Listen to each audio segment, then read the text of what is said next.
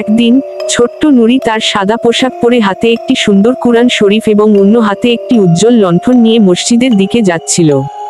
চারদিকে রাতের শান্ত নীরবতা, তবে নুরির মনে ছিল খুশির ঝিলিক। আকাশে রূপালী চাঁদ মিটিমিটি হাসছিল, আর দূরের মসজিদগুলো আলোয় ঝলমল করছিল।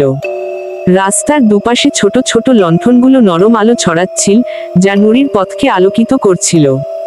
সে গুনগুন করে ইসলামিক গান গাইতে গাইতে এগিয়ে যাচ্ছিল। তার ছোট্ট মনে আল্লাহর প্রতি অগাধ ভালোবাসা।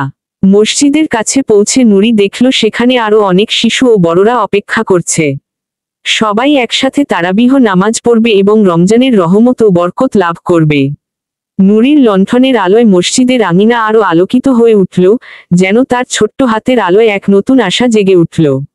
নামাজ শেষে নুরি যখন বাড়ি ফিরছিল, তখন তার মন শান্তিতে ভরেছিল।